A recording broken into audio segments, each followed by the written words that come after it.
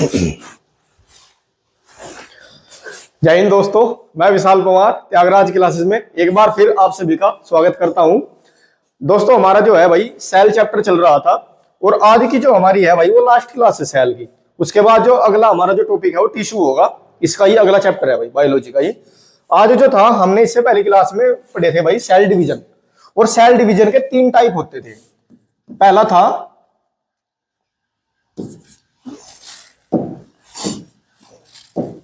असूत्री विभाजन। असूत्री विभाजन था।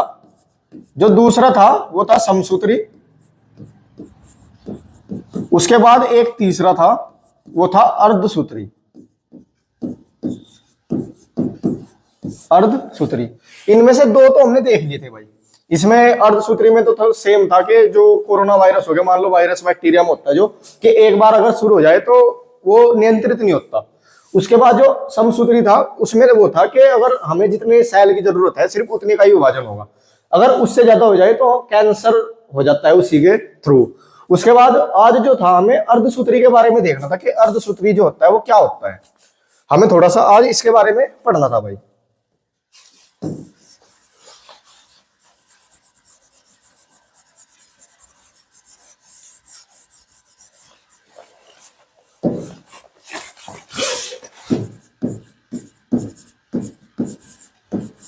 अर्धसूत्री विभाजन।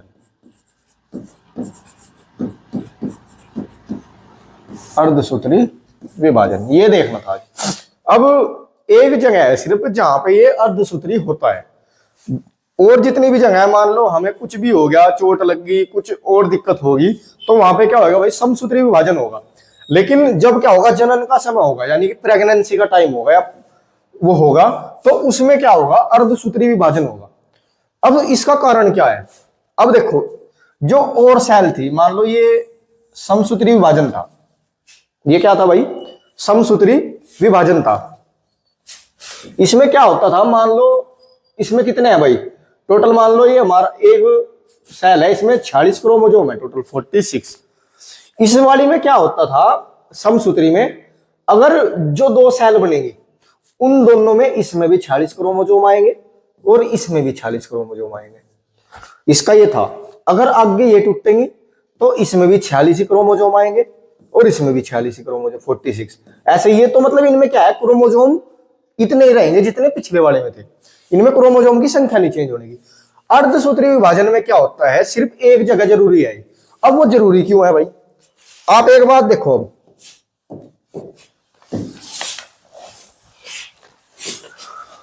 ये है मेल और ये है फीमेल। ये क्या, एक मेल है और एक फीमेल है। फीमेल के जो क्रोमोसोम होते हैं 46 क्रोमोसोम होते हैं भाई। ऐसे ही फीमेल के भी कितने होते हैं, 46। अब प्रेगनेंसी का टाइम मान लो है, तो अगर इनमें समसूत्री विभाजन हो जाता तो 46 यहां से जाते, 46 यहां से, तो यहां पे कितने हो जाते, 92। तो जो आगे बेबी होता उसमें कितने होते, 92।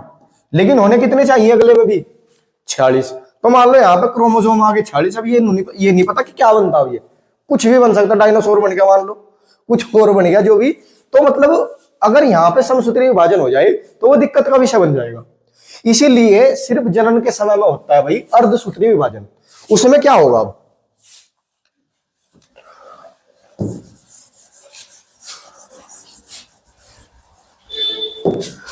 अर्धसूत्री विभाजन में क्या होता है जनन के समय पे, जो ये है, जो 46 क्रोमोसोम है मेल में, ये जोड़े कितने होते हैं, 23 क्रोमोसोम होते। ये ऐसे बंटते हैं,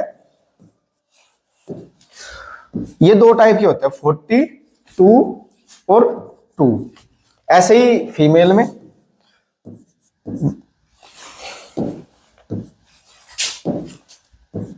42 और 2 जो ये होते हैं इनको बोलते हैं भाई क्रोमोसोम।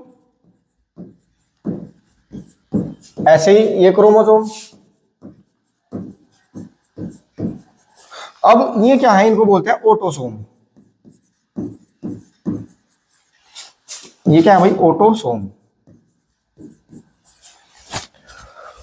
और इनको बोलते हैं एलोसोम या सेक्स सेल भी इनको ही बोलते हैं। Sex cell. ऐसे ही ये भी क्या हो गए, एलोसोम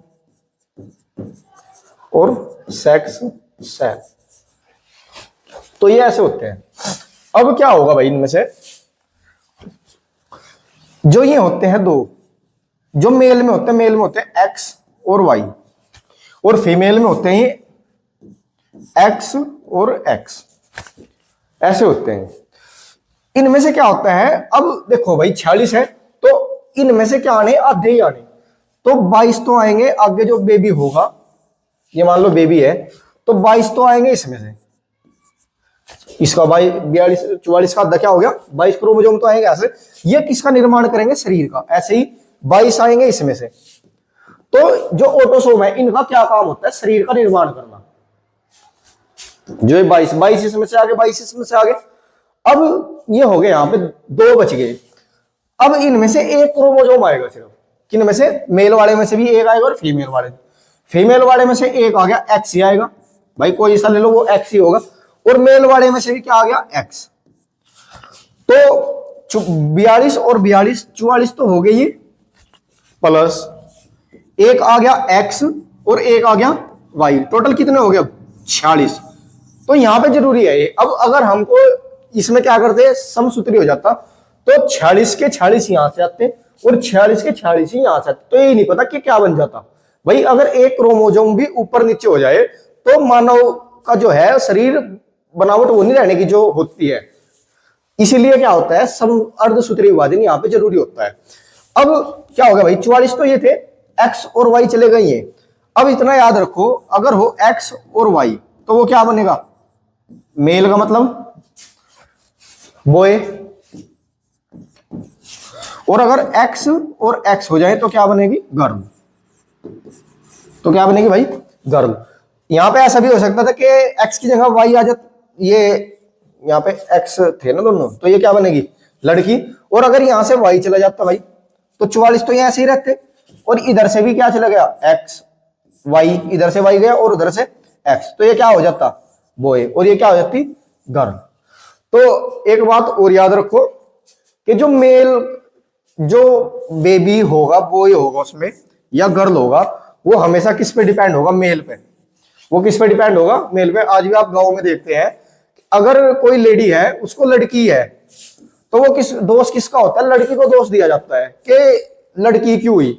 लेकिन वो डिपेंड किस पे करता है भाई, वो मेल पे डिपेंड करता है कि लड़का होगा लड़की होगा, वो किस पे डिपेंड करता है भाई, वो मेल पे। क्योंकि मेल के पास है एक्स और वाई, अगर एक्स जाएगा तो लड़की होगी और वाई जाएगा तो लड़का होगा।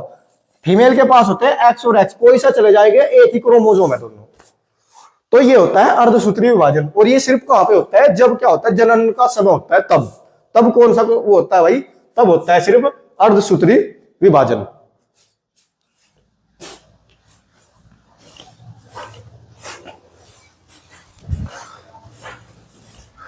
ये जो है आपका विभाजन खत्म हो गया। अब लास्ट जो टॉपिक है भाई इसका, वो है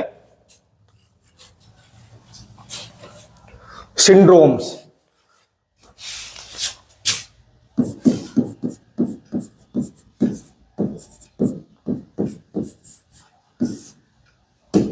सिंड्रोम। अब सिंड्रोम होते क्या है भाई, जो नॉर्मली हमारे शरीर में क्रोमोसोम होते हैं वो होते हैं 46। वो कितने होते हैं भाई, 46 क्रोमोसोम होते हैं। 46 क्या होते हैं, क्रोमोसोम। अगर ये 46 से बढ़ के 47 हो जाए या एक घट के 45 रह जाए, तो इस सिचुएशन को बोला जाता है सिंड्रोम। क्रोमोसोम में अगर बढ़ोतरी हो जाए या कुछ भी घटाव हो जाए, तो इस सिचुएशन को क्या बोला जाता है भाई, सिंड्रोम। सिंड्रोम क्या होता है, तो क्रोमोसोम बढ़ जाए या क्रोमोसोम घट जाए, तो उसको क्या बोलते हैं, हम सिंड्रोम बोलते हैं भाई, क्रोमोसोम की दिक्कत। अब इसमें क्या है,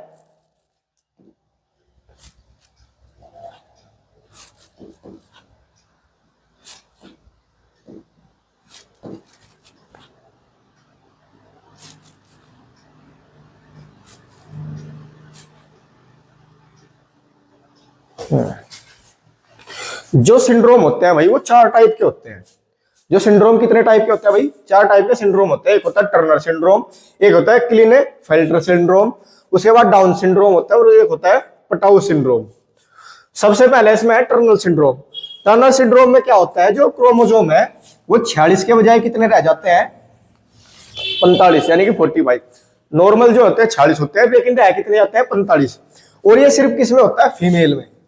ये सिर्फ किस में होता है भाई, फीमेल में। फीमेल में कौन सा सिंड्रोम पाया जाता है, वो होता है टर्नर सिंड्रोम। जब ये 46 से 45 हो जाते हैं तो इससे कुछ दिक्कत आती है। इससे क्या हो जाता है, बांझपन।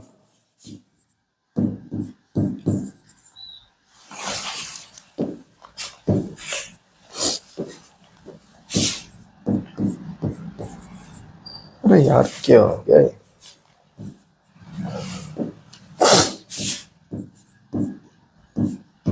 बांझपन। ये किसके वजह से आता है, टर्नर सिंड्रोम की वजह से। तो अगर मान लो कोई लेडीज है, उसको अगर टर्नर सिंड्रोम हो जाए तो वो कभी क्या मतलब मां नहीं बन सकती। इसका कहने का मतलब ये है, बांझपन का मतलब होता है कि वो कभी भी बच्चे को जन्म नहीं दे सकती। ये किस में पाया जाता है, सिर्फ फीमेल में पाया जाता है।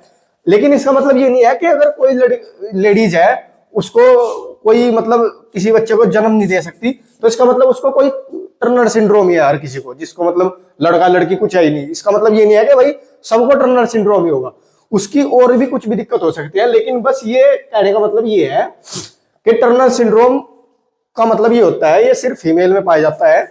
और इसमें क्या होता है, 46 क्रोमोजोम से 45 क्रोमोजोम हो जाते हैं।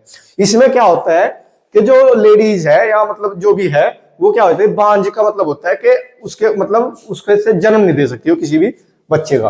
ये होता है पहला सिंड्रोम है ये। उसके बाद जो नेक्स्ट सिंड्रोम है वो है क्लीनेफेल्टर सिंड्रोम। ये होता है सिर्फ वही फीमेल में। ये किस में होता है, सिर्फ फीमेल में। नॉर्मल होते हैं 46, लेकिन इसमें एक बढ़ के जाता है। इसमें जो मेल है वो हो जाता है नपुंसक। नपुंसक किसमें, दो भाई दोनों का एक ही है। जो टर्नर सिंड्रोम होगा वो किसमें होगा, फीमेल में। और जो क्लीनेफेल्टर सिंड्रोम है वो किसमें होगा, मेल में। इसमें क्या होगा, उसमें फीमेल क्या नहीं कर सकती, बांझपन हो जाती है। और इसमें जो मेल है वो क्या हो जाता है, नपुंसक। ये दो थे। उसके बाद है तीसरा डाउन सिंड्रोम। ये मेल और फीमेल भाई दोनों में हो सकता है। ये नहीं है कि मतलब एक में ही होगा, ये दोनों में हो सकता है। इसमें क्या होता है, जो होठ है हमारे, होठ जो होते हैं वो बड़े बड़े हो जाते हैं ज्यादा, मतलब ज्यादा मोटापा या कह लो, या होठ जो है वो ज्यादा बड़े बड़े हो जाते हैं। किसमें, डाउन सिंड्रोम में।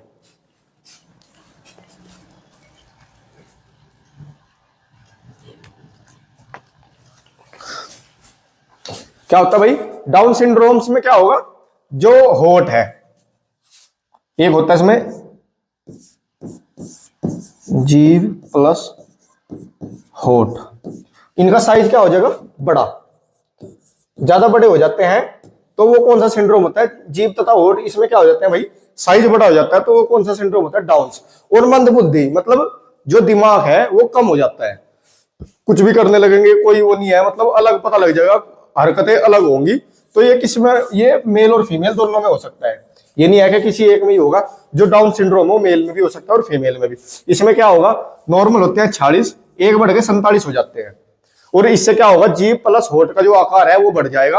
और जो कोई भी है मनुष्य है वो क्या हो जाएगा, मंद बुद्धि, बुद्धि की कमी हो जाएगी उसमें। इसके बाद जो लास्ट है वो है पटाउ सिंड्रोम।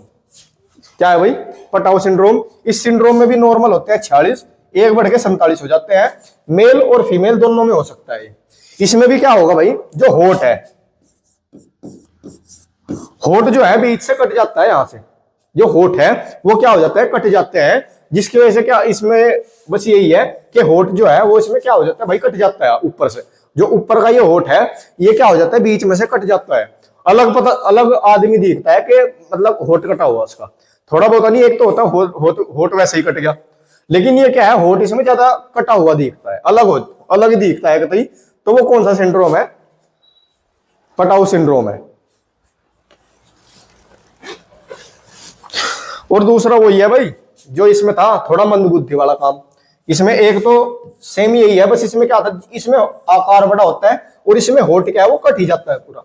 मंदबुद्धि सेम है दोनों में।